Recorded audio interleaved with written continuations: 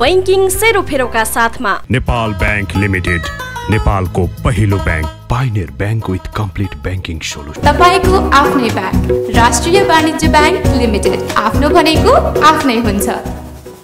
सबैको सुरक्षा एनएलजी को इच्छा, एनएलजी इन्स्योरेन्स कम्पनी लिमिटेड। कृषि विकास बैंक, तपाई हाम्रो घर आँगनको बैंक। न्यूनतम शुल्कमा अधिकतम आर्थिक सुरक्षा, लाइफ नेपाल लाइफ इन्स्योरेन्स, सधैँभरिलाई। उमेरमा कमाऊ जमाऊ, बुढेसकालमा मजाले रमाऊ।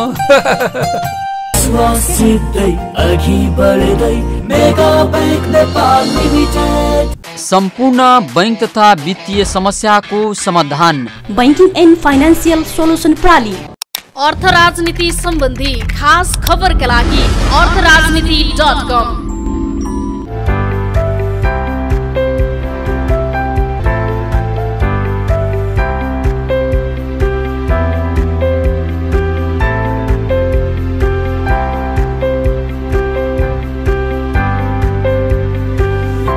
आदरणीय दर्शकवृन्द नमस्कार। सम्पूर्ण बैंकिङ तथा वित्तीय समस्याको समाधान भन्ने मूल नाराका साथ स्थापित बैंकिङ एन्ड फाइनान्सियल सोलुसन प्रणाली काठमाडौँको प्रस्तुति नेपाली टेलिभिजन क्षेत्रको विशुद्ध बैंकिङ कार्यक्रम बैंकिङ सेरोफेरोमा यहाँलाई हार्दिक स्वागत गर्न चाहन्छु। म मनोज पौड्याल। दर्शकवृन्द, आजको कार्यक्रम छुट्टै र विशेष प्रकारको छ। कार्यक्रम विप्रेषण सम्बन्धी वित्तीय साक्षरतामा आधारित रहेको छ। सो कार्यक्रम लुम्बिनी प्रदेश अन्तर्गत रूपन्देही जिल्लाको मङ्गलापुर भन्ने ठाउँमा छायाङ्कन गरिएको हो र सो कार्यक्रम आयोजना गर्न सल्लाह सुझाव र प्रोत्साहन गर्नुहुने कृषि विकास बैंकका प्रमुख कार्यकारी अधिकृत एवं नेपाल बैंकर संघका अध्यक्ष श्री अनिल कुमार उपाध्याय प्रति हार्दिक आभार व्यक्त गर्न चाहन्छौँ र छोटो समयमा कार्यक्रम सफल बनाउनका निमित्त अहोरात्र खटिनुहुने कृषि विकास बैंक लुम्बिनी प्रदेशका प्रमुख श्री राजेश श्रीवास्तव, त्यस्तै मङ्गलापुर शाखाका शाखा प्रमुख श्री रामबहादुर खत्री लगायत सम्पूर्ण कृषि विकास बैंक परिवार र प्रत्यक्ष वा अप्रत्यक्ष रूपमा कार्यक्रमलाई सम्पन्न गर्न सहयोग गर्नुहुने सम्पूर्ण शुभचिन्तक, नगरपालिका, नगर प्रमुख, वडाध्यक्ष र पत्रकार मित्रहरू साथै उपस्थित सम्पूर्ण महानुभावहरूमा हार्दिक आभार प्रकट गर्न चाहन्छौँ। दर्शकवृन्द, आउनुहोस् कार्यक्रम बैंकिङ सेरोफेरोको सुरुवात गरौँ। कार्यक्रम मिति 2079 साल असाढ महिनाको 25 गते, तदनुसार जुलाई 9, 2022 मा आयोजना भएको थियो। सो कार्यक्रम banking and financial solution private limited र कृषि विकास बैंकको संयुक्त प्रस्तुतिका रूपमा सुसम्पन्न भएको थियो। कार्यक्रम banking and financial solution private लिमिटेडका अध्यक्ष श्री मनोज पौड्यालको अध्यक्षतामा सम्पन्न भएको हो। कार्यक्रमका प्रमुख अतिथि तिलोतमा नगरपालिकाका प्रमुख श्री रामकृष्ण खाँड हुनुहुन्थ्यो भने विशिष्ट अतिथिका रूपमा कृषि विकास बैंक लुम्बिनी प्रदेशका प्रमुख श्री राजेश श्रीवास्तव हुनुहुन्थ्यो। साथै कृषि विकास बैंकका विभिन्न तह र तबकामा रहनुभएका कर्मचारी वर्गहरूले आतिथ्यता ग्रहण गर्नुभएको थियो। उक्त कार्यक्रम रामचन्द्र विकज्यूले सञ्चालन एवं उद्घोषण गर्नुभएको थियो भने कार्यक्रमको औचित्य र उद्देश्यका बारेमा मङ्गलापुर शाखाका शाखा प्रमुख श्री रामबहादुर खत्रीज्यूले प्रश्न पार्नु भएको थियो। त्यसपछि विभिन्न वक्ताहरूले विप्रेषण र वित्तीय साक्षरता सम्बन्धी आफ्नो आफ्नो धारणाहरू व्यक्त गर्नुभएको थियो भने विप्रेषण सम्बन्धी वित्तीय साक्षरतामा आधारित करिब आधा घण्टा बराबरको वृत्त चित्र प्रस्तुत गर्नुका साथै बैंकिङ एन्ड फाइनान्सियल सोलुसनका अध्यक्ष श्री मनोज पौड्यालले करिब 1.5 घण्टा बराबर कार्यक्रमको मुख्य विषयवस्तुमा आधारित रही आफ्नो प्रस्तुति प्रस्तुत गर्नुभएको थियो। यस हलमा सहभागी रूपमा उपस्थित सम्पूर्णमा कृषि विकास बैंक लिमिटेड तालिम केन्द्र यो मङ्गलापुरको तर्फबाट र संयुक्त आयोजनाको तर्फबाट म स्वागत गर्न चाहन्छु। यो कार्यक्रम रेमिटेन्ससँग सम्बन्धित एउटा कार्यक्रम हो। हाम्रो एउटा डकुमेन्ट्री पनि पेश हुनेछ। डकुमेन्ट्री हाम्रो लगभग 20 देखि 25 मिनटको चाहिँ डकुमेन्ट्री यहाँहरूको माझ प्रस्तुत हुनेछ र त्यसपछि हाम्रो पावर पोइन्टमा एउटा लगभग क्लास पनि हुनेछ।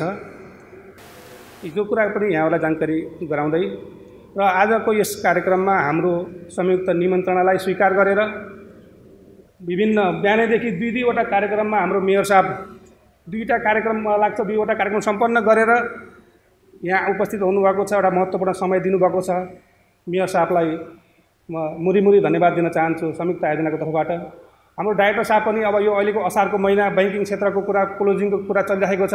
हरेक पल हरेक घन्टामा रिपोर्टिङ दिने कार्यक्रम हुँदाहुँदै पनि हाम्रो निमन्त्रणालाई स्वीकार गरेर यहाँ उपस्थित हुनुभएको छ। म विशेष धन्यवाद दिन चाहन्छु। त्यस्तै गरी हाम्रो यो सबैको समय महत्त्वपूर्ण छ।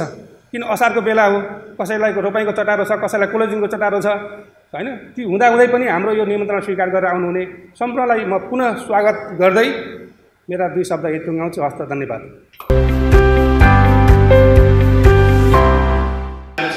विभिन्न हामीले सुन्ने गर्छौँ हुन्डी मार्फत विभिन्न हुन्डी मार्फत प्रभाव हुने भर्खरै यहाँ सबैले चाहिँ एकजना उहाँ आउनुहुन्छ चाहिँ विदेशमा आउनुहुन्छ, एकजना नेपालमा आउनुहुन्छ, उहाँ पैसा जम्मा गर्दै त्योभन्दा अगाडि पहिला यहाँबाट पैसा जम्मा गर्दै यस्ता किसिमका इलिगल च्यानलहरू मार्फत यो कार्यक्रम काम भइरहेको छ। यो चाहिँ रेमिट्यान्स सम्बन्धी कार्यहरू भइरहेको हुँदा देशमा अर्थतन्त्रलाई यसले देशको अर्थतन्त्रलाई अत्यन्त नाजुक अवस्थामा पुर्याउँछ। यो गैर क्रियाकलाप गैर किसिमले चाहिँ गैर कानुनी किसिमले भएका क्रियाकलापहरूको बारेमा हामी अवेरनेस हुन जरुरी छ। यसै सन्दर्भमा लाग्छ आज धेरै कुराहरू यहाँ प्रेजेन्टेसन हुनेछ। यो वित्तीय साक्षरता सम्बन्धी कुराहरूको बारेमा यहाँ प्रेजेन्टेसन गर्नु नै हुनेछ। यो हामी सचेत हुन जरुरी छ। विभिन्न किसिमका आधिकारिक नेपाल सरकारले अप्लाई गरेका आधिकारिक रेमिट एजेन्सीहरू छ। त्यो नेपाल सरकारले स्वीकृत गरेका त्यस रेमिट एजेन्सीहरूबाट त्यो कारबाह गर्नुपर्ने हुन्छ, जसले गर्दा देशको अर्थतन्त्र लगायत हाम्रा चाहिँ आदरणीय दाजुभाइ दिदीबहिनीले श्रम गर्नुभएको छ त्यसको पनि रकमको सुरक्षा हुन्छ होइन। अन्यथा एक आपसमा हुन्डी मार्फत गर्दा, एक आपसमा भरोसा मार्फत गर्दा 2-4 रुपियाँ चाहिँ सरकारले चाहिँ राजस्वको लोभले गर्दाखेरि त्यो सम्पूर्ण रकम नै गुमाउनु पर्ने अवस्था हुन सक्छ। जस्तो एउटा उदाहरण हामीले कहिले यहाँ सुन्दै गएका छौँ, 5% वा 6%मा सावा रकम चाहिँ 5% 6% ब्याज दरमा लगानी गरिरहेछ, त्यो लगानी गरेर छिटै पैसा कमाउँला भन्ने एउटा किसिमको चाहिँ गाउँघरमा हामीले सुन्दै गरेको छ।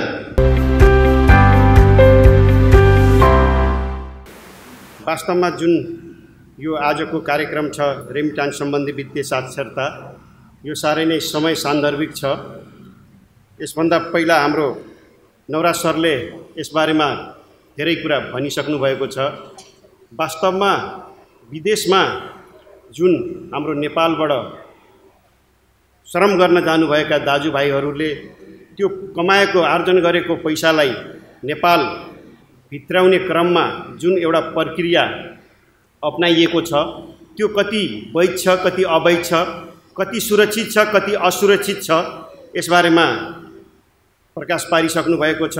र यिनै नेपाल भित्राउने जुन रकम छ त्यसलाई वैधानिक तरिकाबाट कुनै पनि जोखिम नभइकन त्यो पैसा नेपाल भित्रिनुपर्छ भन्ने हाम्रो मान्यता हो।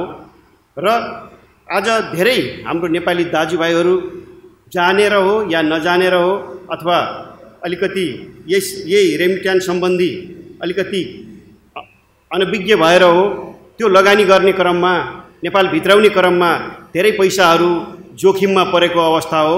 र यो खास गरी हाम्रो नेपालमा वित्तीय संस्थाहरू र सहकारी संस्थाहरूसँग अलिकति यो जोडिएको विषयवस्तु हो जस्तो लाग्दछ। र आज धेरै सहकारीबाट पनि प्रतिनिधित्व गर्दै यहाँ उपस्थित हुनुभएको छ। र यस्ता कार्यक्रमहरू निरन्तर रूपमा सञ्चालन हुनुपर्छ भन्ने हाम्रो मान्यता पनि हो। र नेपाल देशभरि नै आज पहाडतिरबाट नेपालको पहाडी भेगबाट जुन विदेशमा पैसा आर्जन गर्न जानुभएको छ उहाँहरूलाई अलिकति समस्या पनि छ। यो सजिलो गरी समयभित्र यो रकमहरू यदि भित्रियो भने नेपालमा बस्नुहुने आफन्तजनहरूमा काम पैसा हात पार्न र सुरक्षाको हिसाबले अलिकति सहज पुर्याउँछ भन्ने पनि यसको मान्यता हो।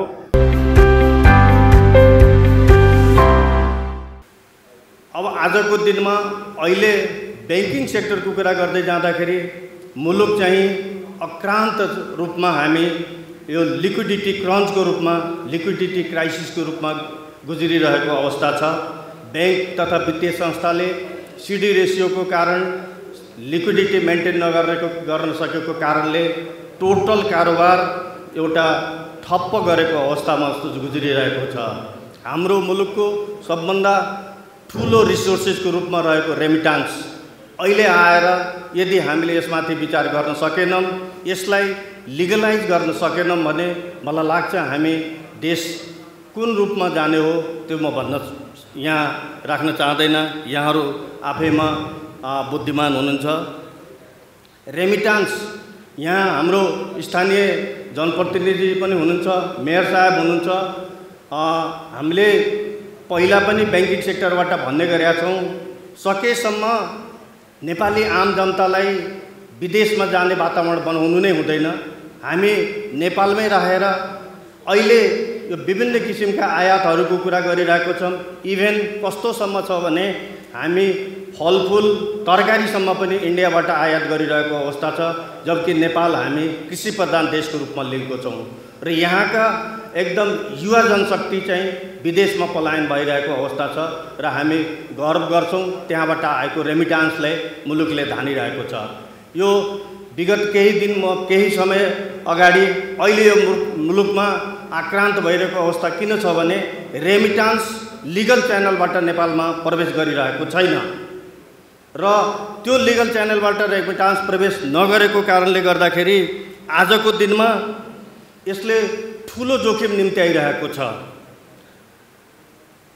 रेमिटान्स जुन परिवारका सदस्य विदेशमा छन् उनको घरमा निश्चित रूपमा त्यो रेमिटान्सको पैसा पुग्ने अवस्था छ कि छैन त्यो पनि शङ्कास्पद रूपमा रहेको हुन्छ।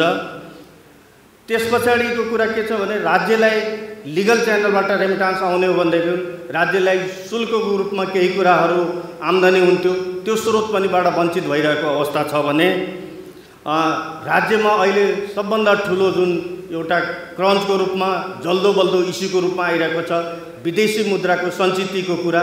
हाम्रो एक्सपोर्टको कुराहरू धेरै नभएको हुनाले कमसेकम लिगल च्यानलबाट आउने यो रेमिटान्सको चाहिँ सही सदुपयोग हुन्थ्यो भने सायद विदेशी मुद्राको आर्जनको अवस्था पनि राम्रो हुने थियो र यसले गर्दाखेरि यी अहिले इलिगल च्यानलबाट आउने रेमिटान्सको कारणले गर्दाखेरि अनुत्पादक क्षेत्रमा आइरहेको पैसा पनि विभिन्न अनुत्पादक क्षेत्रमा लगानी भइरहेको छ।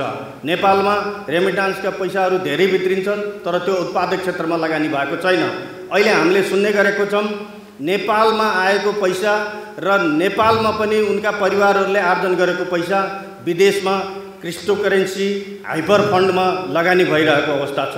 यी यस्ता जोखिम न्यूनतम कुराहरू रेमिटान्सकै बारेमा सचेतना नभएकै कारणले गर्दाखेरि यो एउटा ठुलो जोखिम अहिले हामी नेपालीले बेहोर्नु परिरहेको छ। अबको हकमा हामीले बैंकिङ क्षेत्रको मान्छे एउटा जोडिएको नाताले के भन्न चाहन्छौँ भने स्रोतमा बैंकिङ सेक्टरलाई जोड्नुपर्छ। जो नेपाली विदेश जान्छ, जो नेपाली हामी आम जनतालाई विदेशमा पठाइरहेको छौँ त्यसको सिफारिसको कुरा आदि पासपोर्टको कुराहरू सबै स्थानीय निकायबाट जोडिएको छ। उहाँहरूलाई बैंकिङ एउटा कुनै न कुनै बैंकसँग आबद्ध गरिदिने, उहाँहरूको एउटा एकाउन्टिङ सिस्टममा बैंकसँग जोडिदिने र त्यसलाई अनिवार्य उहाँ विदेशमा गइसके पछाडि त्यो चाहिँ रेमिटान्स भित्रै त्यही माध्यमबाट गर्न सकियो र त्यो व्यवस्था कम्पल्सरी रूपमा लागू गर्न सकियो भने मलाई लाग्छ अहिले धेरै इलिगल च्यानलहरूमा त्यो चाहिँ रोकिने अवस्था थियो। हामी हिजो अस्ति मात्रै सुनेको छौँ उता मध्य प्रदेशतिर कहाँ प्रदेशमा आलुको बोरामा 83 लाख फेला पर्यो, प्याजको बोरामा 13 लाख रुपियाँ फेला पर्यो। यी यस्ता हुन्डीका इलिगल च्यानल रेमिटान्सका पैसा हुन्, त्यो हुन्डी मार्फत विदेश जान लागेको, इन्डियाबाट गएर नेपालभित्र ल्याएको, यी यस्ता कुराहरू हामीले बेहोर्दै सुन्ने पाइरहेको छौँ। त्यसकारण यो आजको यो सचेतना कार्यक्रम, आजको यो लिटरेसी प्रोग्राम यसैसँग रिलेटेड कार्यक्रम हो।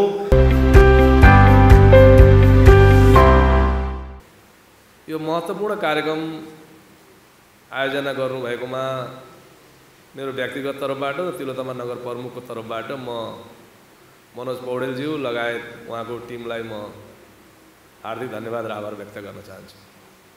यो रेमिट्यान्स भनेको अब हाम्रो विदेशमा रहनुभएका धन्य धन्य औपचार र अनौपचारिक रूपमा धन्य 50 लाख मानिसहरू हाम्रा विदेशमा हुनुहुन्छ।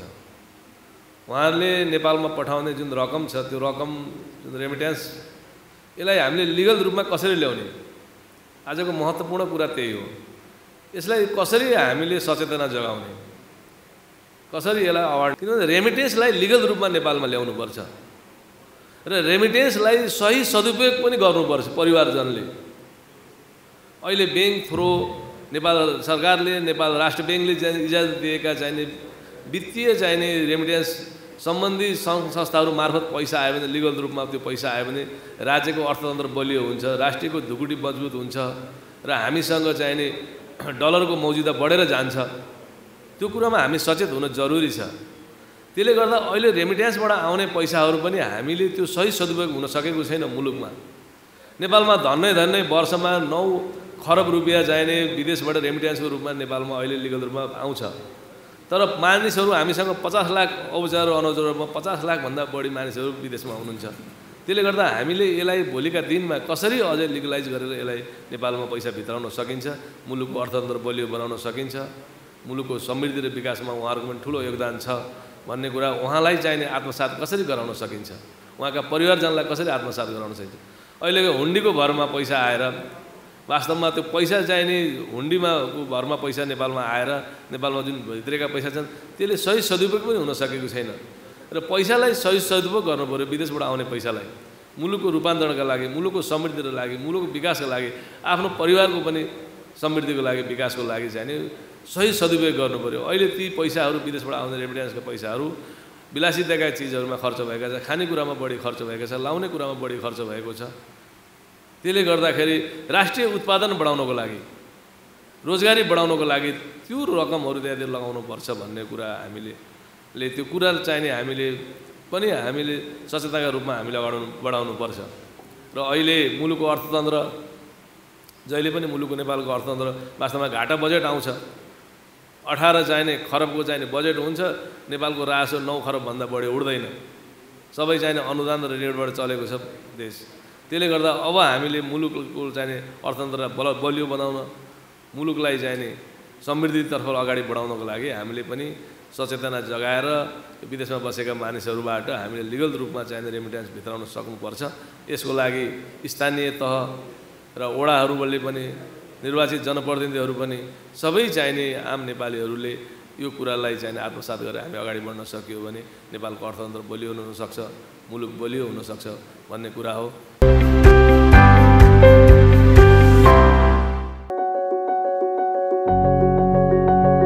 हरेक देशको आम्दानीको विभिन्न स्रोतहरू हुने गर्दछन्। नेपालको पनि आम्दानीको विभिन्न स्रोतहरू मध्येको एउटा र महत्त्वपूर्ण स्रोत हो विप्रेषण अर्थात् रेमिट्यान्स। रेमिट्यान्सको स्रोत भनेको विदेशमा गएर श्रम गरी अर्जेको नगद वा जिन्सी नै हुने गर्दछ। विशेष गरी नेपालीहरू उच्च शिक्षा हासिल गरेर वा सामान्य शिक्षा र सिप सिकेर विकसित मुलुकमा गएर विभिन्न मजदुरी गर्ने गर्दछन् र उनीहरूले कमाएको रकम आफ्नो देशमा रहेका परिवारलाई विभिन्न माध्यमबाट पठाउने गर्दछन्। यसरी पठाउँदा नेपाल सरकारले तोकेको वित्तीय संस्था मार्फत पठाउन र उनीहरूको श्रमको मूल्य सुरक्षित होस् भन्ने रहेको हुन्छ। वैदेशिक रोजगारीको लागि विदेशी नै श्रमिकहरूले वित्तीय साक्षरता सम्बन्धी जानकारी लिनु धेरै आवश्यक छ।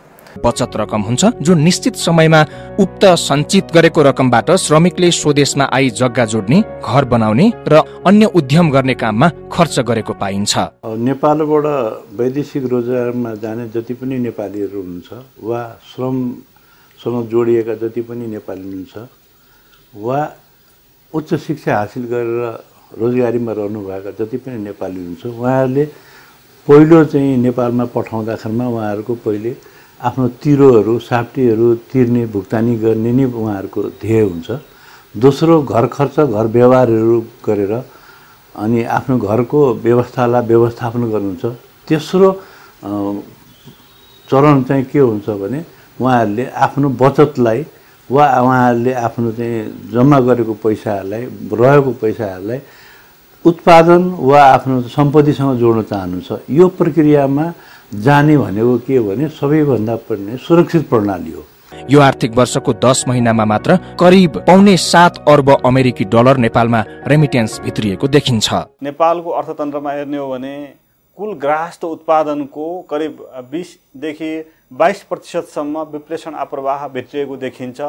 यसमा नेपाली दिदीबहिनीहरू दाजुभाइहरू विदेशमा गएर जुन कमाइरहनु भएको छ त्यस्तो कमाइलाई आफ्नो घर परिवारको शिक्षा स्वास्थ्य कतिपय अवस्थामा बुढेसकालको सहाराको रूपमा पनि त्यो बचतको रूपमा काम लाग्न सक्छ र राष्ट्रिय रूपमा हेर्ने हो भने राष्ट्रिय अर्थतन्त्र निर्माणमा यसले महत्त्वपूर्ण भूमिका खेलिरहेको हुन्छ। यो इनफ्याक्ट यो जुन कार्यक्रम छ financial literacy program on remittance यहाँनिर दुईटा शब्दहरू बनेर यो कार्यक्रम बनेको देखियो। एउटा फाइनेन्सियल लिटरेसी यानि कि वित्तीय साक्षरता, अर्को रेमिटेन्स। अब यही क्रममा मैले अलिकति फाइनेन्सियल लिटरेसीलाई पनि छुन खोजेको छु। तथापि यो त्यति धेरै महत्त्वको विषय त होइन, किनभने हामीले रेमिटेन्सलाई कभर गर्न खोजेका छौँ। यसमा हामीले वित्तीय साक्षरता के हो, विप्रेषण के हो, विप्रेषणका प्रकार के हुन्, विप्रेषणका माध्यमहरू के हुन्, त्यस पछाडि विप्रेषण गर्दा ध्यान दिनुपर्ने कुराहरू के हुन्, विप्रेषण कहाँ प्रयोग गर्ने, कसरी प्रयोग गर्ने र कहाँ नगर्ने, यो मुख्य कुरो छ। विप्रेषणका निमित्त बैंक तथा वित्तीय संस्था कसरी छनौट गर्ने, त्यो पनि अर्को महत्त्वपूर्ण कुरो छ। विप्रेषणलाई बैंकिङ माध्यममा कसरी प्रोत्साहन गर्ने, जुन अहिलेको सबैभन्दा च्यालेन्जिङ विषय र अघि पनि हामीले भिडियोमा हेरिसक्यौँ। करिब जिडिपीको 1/4 चाहिँ जिडिपीले रेमिटेन्सले कभर गरेको छ। यति ठुलो ह्युज अमाउन्टमा हाम्रो रेमिटेन्स इन्फ्लो छ। हामी वास्तवमा भन्ने हो भने रेमिटेन्सले नै चलेको धानेको मुलुकभन्दा फरक पर्दैन।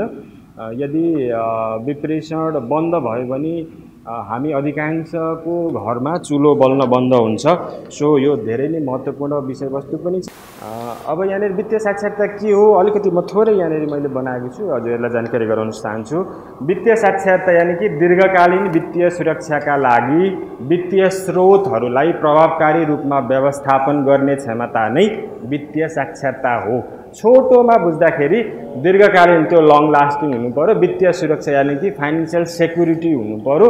वित्तीय स्रोत के हुन् भन्दाखेरि हामीसँग वित्तीय रूपमा स्रोत आय स्रोत लगायतका कुराहरू वित्तका स्रोत अहिले त्यो पछाडि स्लाइडमा पनि आउँछ, तिनीहरूलाई अप्टिमम युटिलाइजेसन गर्नु पर्यो। हामीसँग भएका वित्तीय स्रोतहरूलाई अप्टिमम युटिलाइजेसन गर्नु नै छोटोमा भन्नुपर्दाखेरि वित्तीय साक्षरता हो।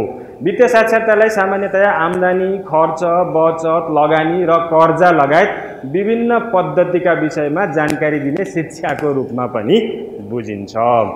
यसले उचित वित्तीय निर्णय लिन सहयोग गर्दै मानिसलाई आर्थिक समृद्धि प्राप्त गर्न पनि सहयोग गर्दछ।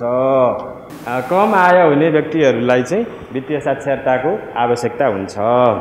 व्यक्तिले वित्तीय शिक्षाबाट बचत गर्ने, सिप प्राप्त गरी कमाउने, खर्च गर्ने, ऋण लिने, लगानी गर्ने जस्ता कार्यहरू सम्पादन गर्न वित्तीय साक्षरताको भूमिका रहन्छ। अघि पनि हामीले चर्चा गरिसक्यौँ। व्यक्तिले वित्तीय शिक्षाबाट बचत गर्ने, वित्तीय शिक्षाले हामीलाई के दिन्छ भन्दाखेरि बचत गर्ने सिप प्राप्त गर्न सिकाउँछ, कमाउने कसरी, खर्च गर्ने, सबैभन्दा ठुलो कुरो खर्च गर्ने कसरी, हामीले अर्न गरेको पैसालाई, हामीले कमाएको पैसालाई कसरी लगानी गर्ने, कहाँ खर्च गर्ने कुरा नै छोटोमा भन्नुपर्दाखेरि वित्तीय साक्षरताको मूल मर्म त्यही हो। त्यस पछाडि ऋण लिने, लगानी गर्ने, कहाँनिर लगानी गर्ने त कस्तो सेक्टरमा लगानी गर्दाखेरि त्यहाँबाट अप्टिमम हाम्रो रिटर्न आउँछ भन्ने कुराहरू वित्तीय साक्षरताले देखाउँछ, जनाउँछ। विभिन्न वित्तीय उपकरणहरूको उपयोग र जानकारी प्राप्त गर्न वित्तीय साक्षरताको महत्त्व र भूमिका रहन्छ। त्यस्तै समाजमा भइरहेको आर्थिक गतिविधिहरूलाई बुझ्न, समाजमा विभिन्न आर्थिक गतिविधिहरू भइरहेका हुन्छन्। जस्तो यहाँनिर धेरै धेरैजना मेयर साहब हुनुहुन्छ, लोकल बडिज वडा अध्यक्षहरू हुनुहुन्छ, उहाँहरूले राजस्वका कुराहरू गर्नुहुन्छ, कर उठाउने कुराहरू गर्नुहुन्छ। त्यस्ता कुराहरू के हो त यो भनेर बुझ्नको लागि वित्तीय साक्षरताको आवश्यकता पर्छ। हरेक नागरिकलाई बैंकिङ कारोबारमा जोड्न तथा तिनका फाइदाको वर्णन गर्न पनि वित्तीय साक्षरताको भूमिका रहेको हुन्छ।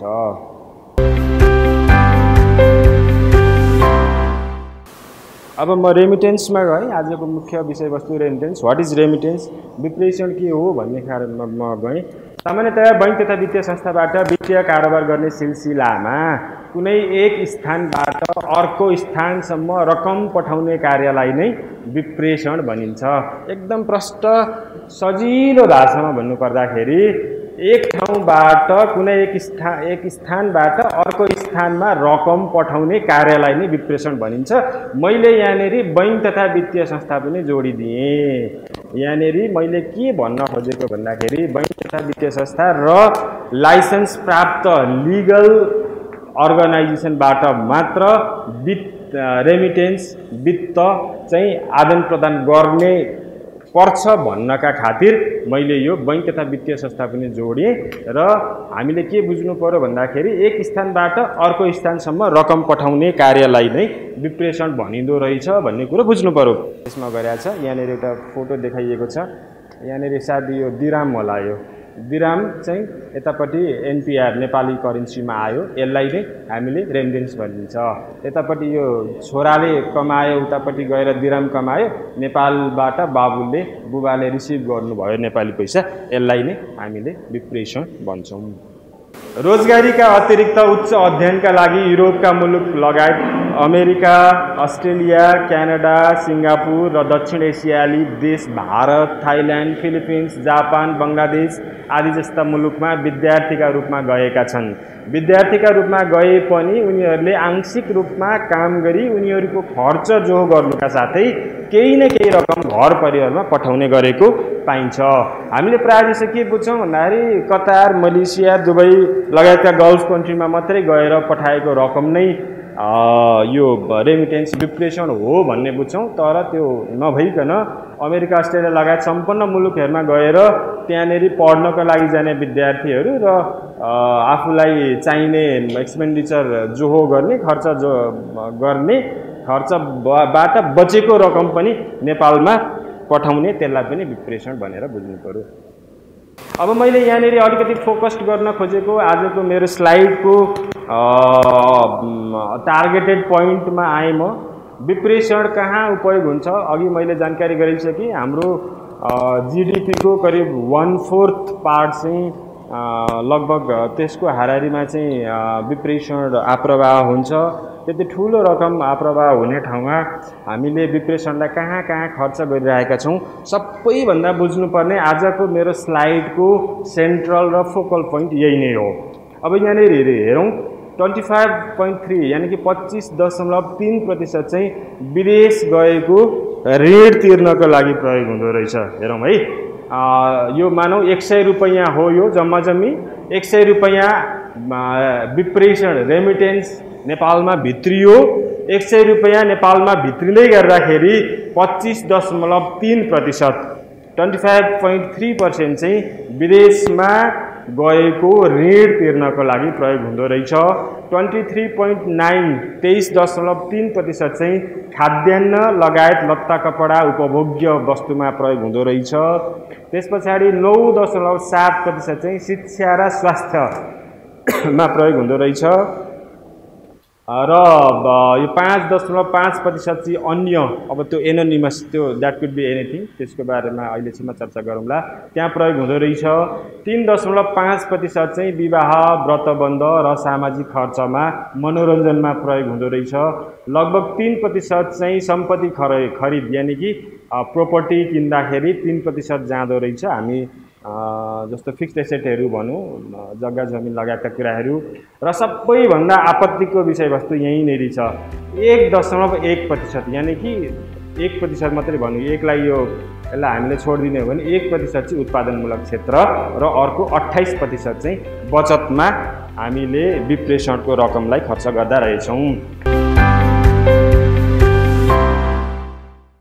हवस् त कार्यक्रम बैंकिङ सेरोफेरोको निर्धारित समय सकिएको छ।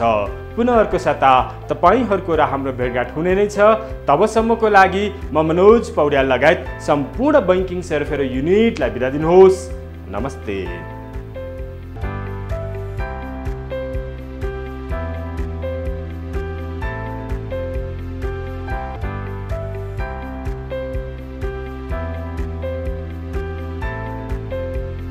बैंकिङ सेरोफेरोका साथमा नेपाल बैंक लिमिटेड, नेपालको पहिलो bank, pioneer bank with complete banking solution. तपाईको आफ्नै बैंक राष्ट्रिय वाणिज्य बैंक लिमिटेड। आफ्नो भनेको आफ्नै हुन्छ। सबैको सुरक्षा एनएलजी को इच्छा। NLG insurance company limited. कृषि विकास बैंक, तपाईँ हाम्रो घर आँगनको बैंक। न्यूनतम शुल्कमा अधिकतम आर्थिक सुरक्षा। लाइबल नेपाल लाइफ इन्सुरेन्स, सधैँभरिलाई। उमेरमा कमाऊ जमाऊ, बुढेसकालमा मजाले रमाऊ।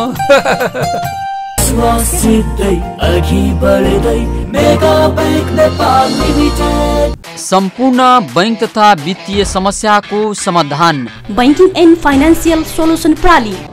अर्थ राजनीति सम्बन्धी खास खबरका लागि अर्थराजनीति.com